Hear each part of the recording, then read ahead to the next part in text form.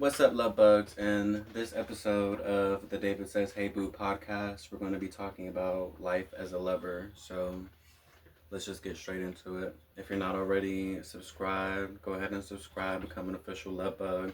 Also, check out my main page where you can find my music videos, all things like that. But let's get into this. So, for life as a lover, first I want to talk about like just in a general sense of what being a lover like really means to me.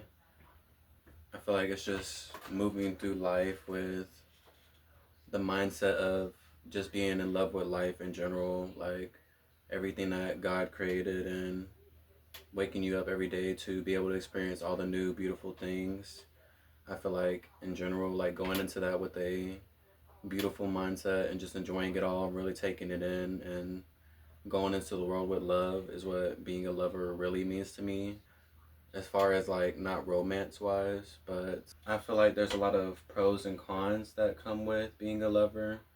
So I'm gonna go over the ones that I've written down. That some of these are from personal experience, and some of them are just like what pretty much all of us know come with being a lover, somebody with a big heart that's open and genuine and loving. So we got to go over that. We'll start with the pros and then we'll get into the cons. These are pros and cons for just life in general of being a lover, not like the romance side just yet, but the first pro being a better mindset, which I talked about just a minute ago, but just going out into the world and looking at everything and really taking it in just helps your mindset. I feel like your mood in general.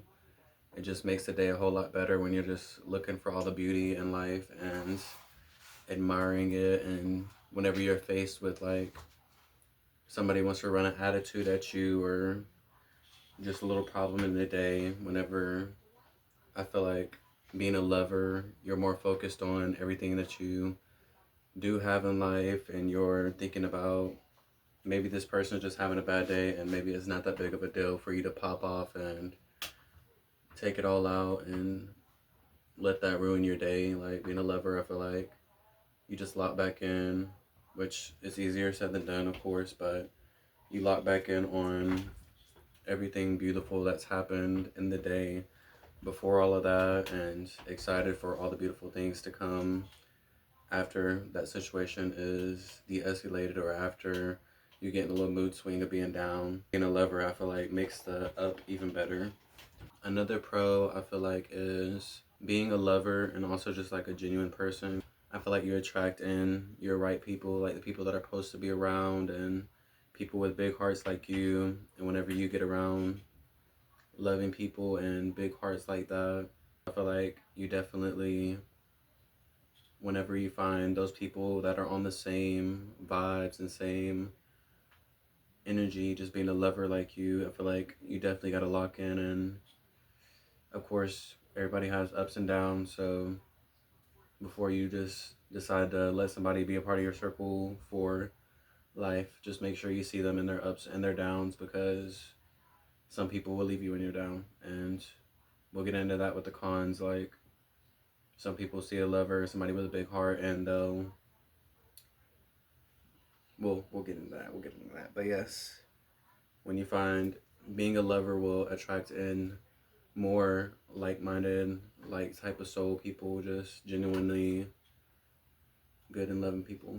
I also feel like in the way where you're bringing in and attracting in like your soul tribe, I want to say, I feel like you bring out the best in people, but also like being a lover, having a big heart. If somebody comes around and they're having a bad day and you just share some of your love, like going out into the world just being loving, I feel like you can make a lot of people's days a lot better without even knowing. And not only does that make you feel better, like just to know that somebody was real down and you helped them get out of that mood and really just start to enjoy their day, which number one, only God. Like, not saying you're somebody that just goes out and you just touch them and their day's better. Like, you're giving the love that God put inside of you. So it's all, everything in life. If y'all want to know how my soul moves, is God, but everything in life comes from His love. So But knowing that you go out and you were just giving love to somebody who was down and their whole mood, their whole day just flips around, really just adds on to the greatness and the beauty of what the day was for you. But yeah, being a lover, I feel like you definitely can flip somebody's day upside down or flip it around whenever they're down. And the world needs a lot more of people that are moving with love instead of moving with weird intentions. Some of the cons of being a lover are people who see that you have a big heart and see that you're a lover and you go out into the world with love. Some people don't like that, number one, but some people see that type of energy and they want to use and abuse it and do whatever they can do to get that energy for themselves. And also just some people don't like you being a lover, you having a big heart, and they want to try to diminish that and bring you down any way that they can. So that's a big part of the battles that being a lover and having a big heart comes with. Another con I would say is overpouring into people who either are using and abusing you or just overpouring into people who don't even notice it and leaving yourself depleted in the end, which if you genuinely like remember and loving yourself isn't like something that you have to remind yourself to do, then you don't really have to worry about that too much, and God always overflows you, always gives you what you need. But some people out there will keep taking and taking, especially if they're intentionally doing it. Just remembering and not letting yourself get depleted of the love and having a big heart, not letting anybody take that from you.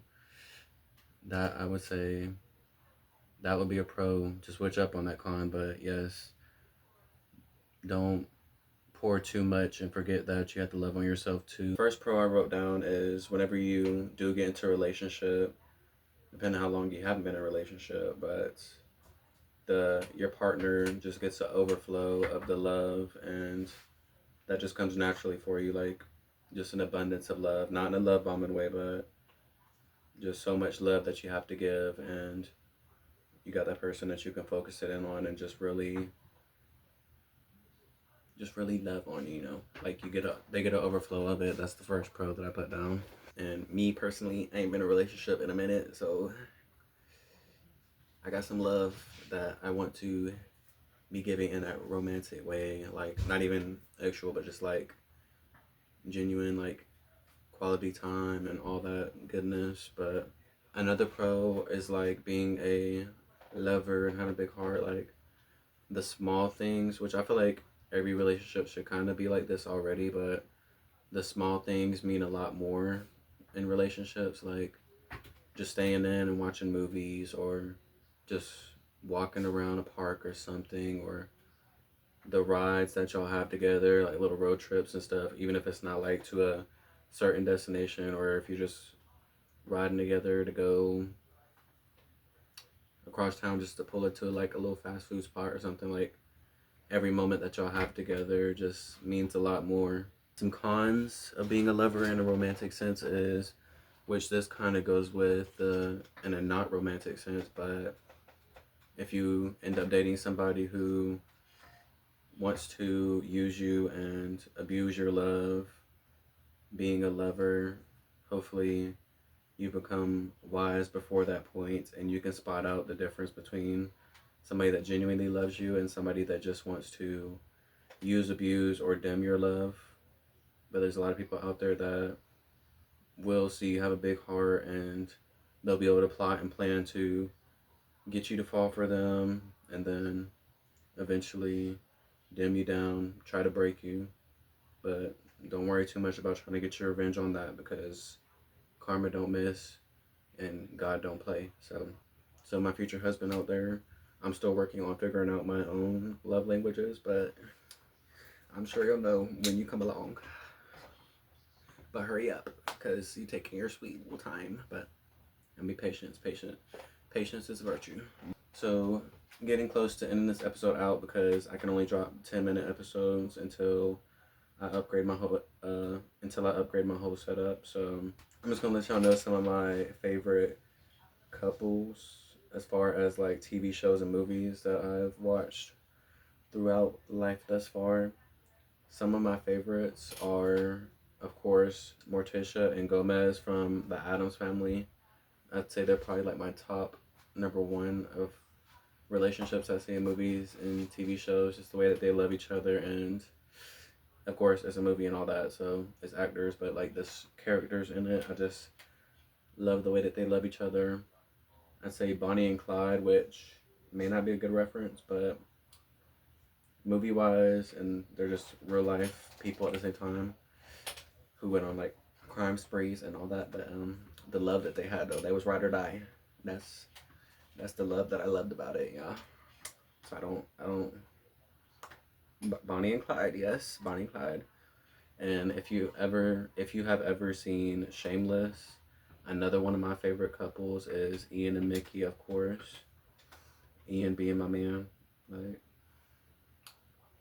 Ian Gallagher. That's pretty much the rundown on this episode of Life as a Lover, and maybe one day my Joe from the TV show You will come and find me. Which I mean, not in like a him being like a serial killer and like in a like wild, just crazy like stalker sense, but like the intensity of his love, like